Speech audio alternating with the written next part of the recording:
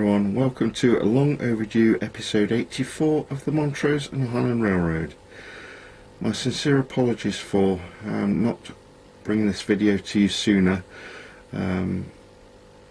Regular watchers of my channel will know that from time to time I do lose what I call my model railroad mojo, and that's certainly been the case in the first part of this year, so I do apologise. One of the main reasons for this was one of my inspirations in the industry is Roy Smith and his N-Scale Evanston subdivision channel. Most of you who watch my channel regularly will know that I think a lot of Roy and his channel, and not having him around so much at the moment because of his illness, it's sort of taken all the enjoyment out of the hobby for me. Roy is still very ill. He's in hospital, I understand, so sending all my prayers and best wishes to Roy at this time, and also to his family, and I hope there's some good news soon. While on the subject of Roy, another one of his friends, John Tyson, has taken it upon himself to recreate his photographs on his channel.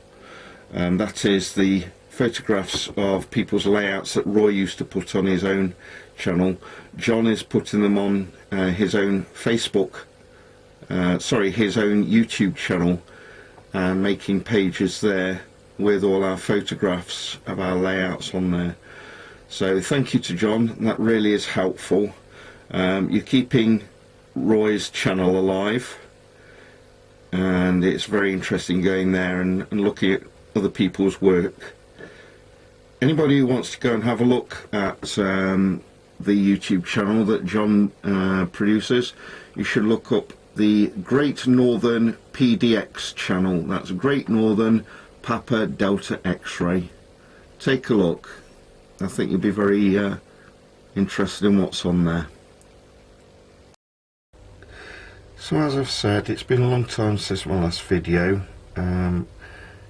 so long that I haven't had time to thank my friend in Minnesota, Colin Sullivan, for sending me a Christmas gift, this Canadian Pacific boxcar. Thank you very much for that, Colin. I'll make sure that I put this to good use. While we're talking about new things, my friend in Pennsylvania, Rick Balasitis, who is selling off a large part of his collection, allowed me to purchase this fantasy Pennsylvania passenger livery loco, number 1846. Fox Valley Models made a series of these what if models before CSX actually produced their own heritage fleet beginning last year. I've got the Norfolk Southern 8102, which if you know anything about the Norfolk Southern fleet, that's actually a real heritage Pennsylvania Railroad Tuscan Red loco, so this one goes very nicely with that one. It's kitted out in, as I say, the Brunswick Green Pennsylvania Railroad passenger livery. It's very nice. And when I bought this from Rick, my friend Lachie also bought two Norfolk Southern Heritage locos from Rick at the same time, so they all got shipped together. And I did take some time to do some video footage on my phone of the three locos going around my layout. So let's see how they looked.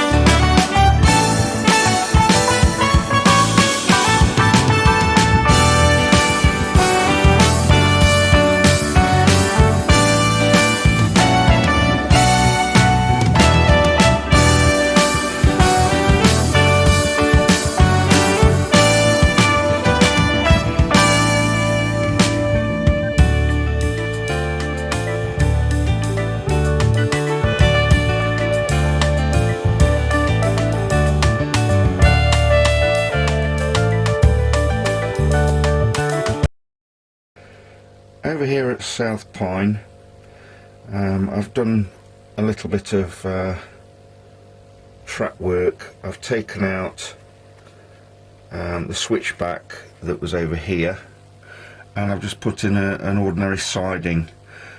The switchback was proving troublesome, and now the track layout is much more simplified, and I find that I'm using the siding into rock soap plastic packaging far more often than I used to.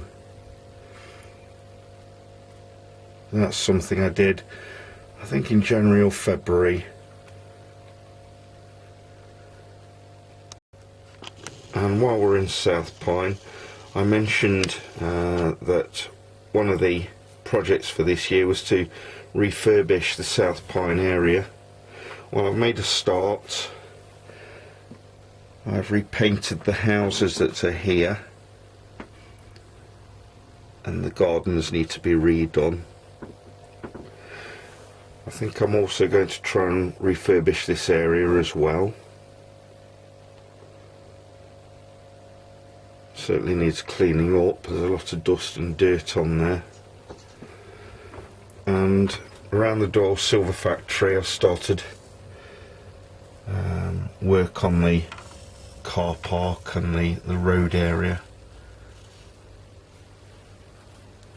So that's coming along. Unfortunately, during the winter, the backdrop's become damaged again by the damp. This is unfortunately something that happens often in the shed, and I will have to print out some more of the photographic backdrop and replace that at some point. So a few months ago I went down to see my friend Lachie, and we ran some trains on his Sandy Creek layout. I've got some footage which I'll show you in a minute. We had quite a good day.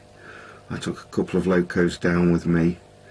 You'll be able to see the new rock face that's on the Sandy Creek layout. But since I went to Lachie's, he's actually put in a new yard down there. So I don't have footage of that yet, but I will do probably later this year. Let's take a look and see what we got up to.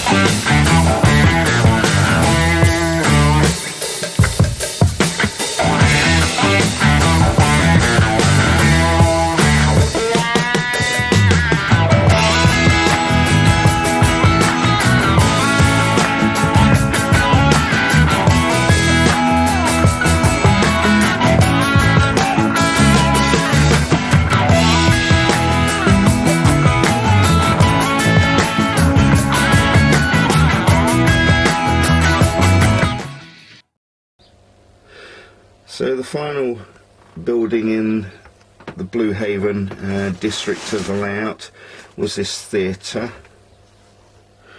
It makes me very sad to think that I've got no more room for building new projects on this part of the layout. I've still got to do the road, finish off the road, do some detailing, put lights in the buildings. I've started on Ali's autos, I've started putting lights in there. There's a light, although you can't see it very well, in Kenny's bar, and the radio station now has light in there. They're wired for sound.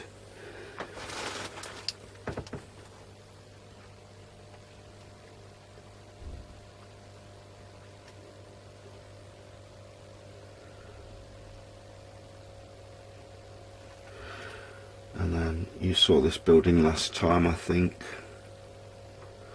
I'm very pleased with how this area of the layout has turned out. As I say, it does still need a lot of details and lighting, but it's come along well. I'm very pleased with it.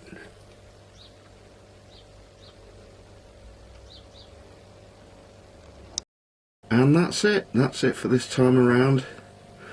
I want to finish off by hoping that Roy Smith makes a swift recovery from his illness, and I'm thinking of you, Roy. I'm thinking of your family at this time.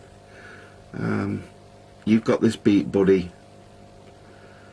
Okay, so like or dislike the video down below, and consider subscribing to my channel, and tell your friends about the Montrose and Highland Railroad. I'm not sure when episode 85 will appear, hopefully sooner rather than later, and I'll hopefully be able to show you more new things which I've done on the layout. Take care everyone, and be safe. Bye for now.